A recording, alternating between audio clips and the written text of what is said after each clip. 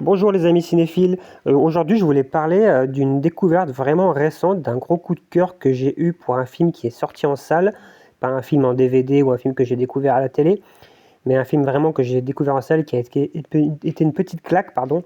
qui est L'Agent secret de Kleber Manansov Filho,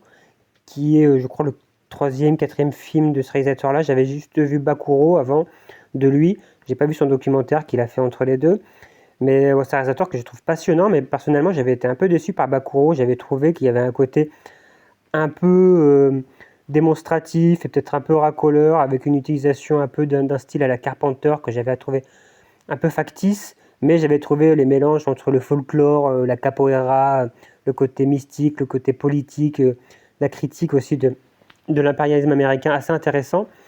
Mais j'ai beaucoup plus préféré donc ce film qui est sorti du coup l'année dernière, 2025, il est sorti en fin d'année, qui est pour moi en fait qui s'impose vraiment comme un film noir parfait quoi. C'est vraiment le film noir parfait de 2025, car pour moi en fait il refuse une forme de clarté scénaristique et didactique pour embrasser vraiment une espèce de doute permanent qui en filmant d'une certaine manière le récif de 1977, je pense que Filio ne cherche pas la reconstitution pardon, historique, mais une sorte d'honnêteté brutale qui est celle de montrer un pays dans la structure même est une énigme insoluble. Je pense qu'en fait, il filme pas vraiment une dictature, mais qu'est-ce que c'est que vivre dans une dictature et les apparats de cette dictature et quelle est la peur que peut créer visuellement cette sensation de vivre dans une dictature de la parole, de la dictature de l'image. Il y a vraiment une sensation indescriptible que je trouve que le film filme vraiment avec justesse et une espèce de pression atmosphérique invisible qui sature chaque plan, comme dans les films noirs classiques d'une certaine manière. On peut reprocher au film de l'agent secret d'être volontairement confus, mais il faut se rappeler que les films de l'âge d'or, comme Le Grand Sommeil de Howard Hawks, La Griffe du Passé, En quatrième vitesse, ou même La Dame de Shanghai, sont des films assez incompréhensibles et qui sont volontairement incompréhensibles. Enfin, si on écoute les réalisateurs de l'époque comme Howard Hawks ou Jack Turner, ils disaient vouloir faire des films incompréhensibles et qu'ils étaient incapables, même eux, d'expliquer l'histoire de ces films-là, parce qu'on était aussi dans une période de flou artistique. Le film noir, c'est aussi une réponse au code Haynes, à la censure. On est aussi dans le macartisme, donc il y a beaucoup de facteurs qui font que cette époque est particulièrement un terreau fertile à l'absurdité, on va dire, des forces en mouvement. Et c'est pareil, je pense que vraiment, de certaine manière, Filio, il reprend cette structure de film noir absurde et psychanalytique pour l'adapter au Brésil de son époque. Et moi, tout de suite, j'ai fait le lien avec le chef-d'œuvre de Robert Aldrich, En quatrième vitesse, qui est un des derniers grands films noirs, euh,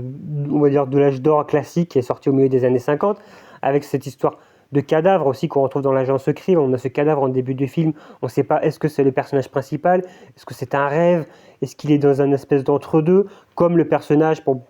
vais pas spoiler, mais pour ceux qui n'ont pas vu En quatrième vitesse, on a vraiment cette histoire très étrange aussi d'un personnage qui a un accident en début de route et qui dit après qu'il est dans un espèce d'au-delà. On ne sait pas s'il enquête vraiment dans sa tête, si c'est vraiment réaliste. Ils courent tous après un MacGuffin qui est cette mallette très mystérieuse qui détiendrait le pouvoir presque de la bombe atomique, et quelque chose de volontairement politique qui est caché là-dedans. On a quelque chose aussi, cette mallette qui est très étrange, qui est à la fois la boîte de Pandore, mais qui est la même mallette qu'on retrouvera d'ailleurs des années plus tard dans le Pulp Fiction de Tarantino, qui est une espèce de MacGuffin qui glisse de film en film, qui peut contenir l'âme des personnages, comme le désastre atomique qui risque de brûler la pellicule, quelque chose de magnifique qu'on retrouvera aussi dans la fin de En quatrième vitesse, est totalement la même fin que dans Lost Highway de David Lynch. Mais bon, là je suis en train de m'égarer, mais je trouve qu'il y a un peu cette même idée dans quatrième vitesse et dans le film de Filio. On pense au projet Manhattan en toile de fond dans le film de Aldrich comme une clé de cette structure atomisée où chaque scène semble prête à imploser d'une certaine manière. Et je pense que Filio cite explicitement l'œuvre de Aldrich en transformant la quête de l'argent en une dérive vers un espèce de grand rien nucléaire où le secret d'État est une force destructrice qu'on ne peut contenir et vraiment qui vraiment nous met dans une confusion permanente En plus de ça, on a cette rupture temporelle qui, pour moi, dans le film, m'a totalement chamboulé. Vraiment, c'est une des scènes qui m'a le plus marqué de ces dernières années. Et je m'y attendais tellement pas. Je trouve que on a ce saut temporel qui est à la fois un questionnement sur l'image, sur le souvenir, sur l'enregistrement, sur le cinéma, qui est vraiment totalement imprévisible, qui, moi, je trouve, fonctionne beaucoup mieux, par exemple, que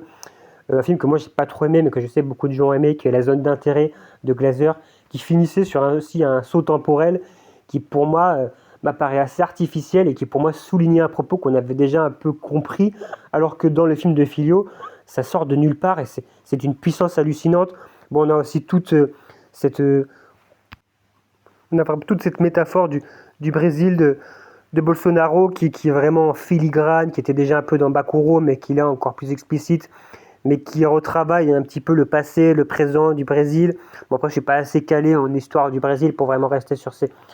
thématiques-là, mais il y a quelque chose que je trouvais passionnant et qui, pour moi, ressuscite vraiment le grand film noir psychanalytique, labyrinthique des années 40. D'une certaine manière, c'est un film noir total, car il accepte que la lumière ne sert qu'à projeter des ombres, on pourrait dire, encore plus vastes sur notre présent, et à se servir des personnages comme des allégories, comme cette scène aussi où ils sont des espèces de bureaux, on ne sait pas ce que c'est vraiment, on ne sait pas ce qu'ils font là, on ne comprend pas vraiment la scène, tout est un peu confus, tout est un peu,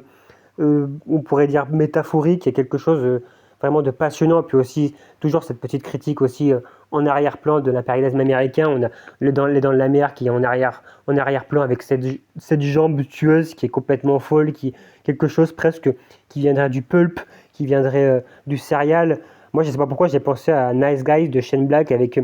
cette scène où Ryan Gosling fait un rêve avec une abeille qui lui parle dans le taxi, dans la voiture, parce que en toile de fond, il y a la disparition des abeilles qui revient, donc la conscience du personnage se mélange avec ses affaires et avec sa propre, comment dire, perte de repères moraux et aussi lié par exemple à cette situation. On ne sait pas si le personnage est un agent secret, on ne sait pas s'il est le personnage de la fin qui est joué par le même acteur, on ne sait pas si vraiment tout se mélange, tout est confus et c'est pour moi ça en fait un grand film noir à la fois classique et moderne et un film que je trouve vraiment vivifiant et passionnant à analyser. Je pense que j'ai même pas égratigné vraiment le 10% du film quoi. C'est vraiment un film, je pense, d'une richesse thématique et d'un des plus grands réalisateurs, je pense, qui va être à suivre dans quelques années. Après, j'ai pas plus de choses à dire sur ce film. Je pense que si vraiment vous avez des théories, si vous voulez m'expliquer des choses que j'ai pas compris, si encore une fois j'ai surinterprété, n'hésitez pas à m'envoyer des commentaires. Mais en tout cas, voilà, c'est vraiment un film qui me tenait à cœur parce qu'il il me travaille depuis quelques temps. Là, je l'ai vu il y a 2 mois et je trouve que c'est un film super intéressant qui brise la linéarité pour forcer une prise de conscience immédiate. D'une certaine manière, le film devient un espèce de mouvement perpétuel, comme j'aime souvent dire, comme je l'ai dit sur Jules et Jim, ou dans Furiosa, ou dans Johnny Guitar. Quelque chose de purement cinétique et cinématographique que je trouve qui est rare aujourd'hui et qui fait du bien dans un film un peu, d'ailleurs, dans un film un peu primé, dans un film un peu... C'est un peu un film qui a été récupéré par les institutions et je trouve ça dommage parce qu'on pourrait presque dire que c'est un film un peu crasseux, un film noir, un film un peu hard-boiled qui pourrait être aimé par des gens qui n'ont pas forcément une grande culture cinématographique, même si le film est assez hermétique, mais je pense qu'il faut le voir plus comme un film presque à la Tarantino, qui recycle des genres, qui recycle avec un côté plus surréaliste. Donc je pense qu'il ne faut pas rester cette espèce de gloire que le film a eu en festival. Pour moi, c'est pas un film de festival, c'est un film de genre qui mélange un peu le cinéma d'auteur, le cinéma historique, le surréalisme et la psychanalytique du film noir classique. Voilà, on pense à tous ces films, comme je l'ai déjà dit, La Dame de Shanghai, La Griffe du passé, et surtout en quatrième vitesse, qui est un film que j'adore, je vous conseille de voir si vous ne connaissez pas aussi le cinéma de film noir, avec bien sûr le Faucon Maltais, des grands classiques, mais il y en a tellement, je pourrais passer des heures et faire des vidéos sur ces films-là, mais enfin bref, voilà, je voulais parler de ce film-là qui m'a énormément marqué. Je pense que tout le monde le connaît, tout le monde en a entendu parler.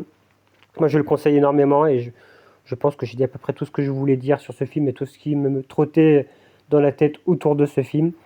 Voilà, je pense que je vais m'arrêter là. Encore une fois, je vous ordonne d'aller au cinéma, de partager votre passion, c'est très important de discuter des films. Et je vous dis à la prochaine pour une autre vidéo.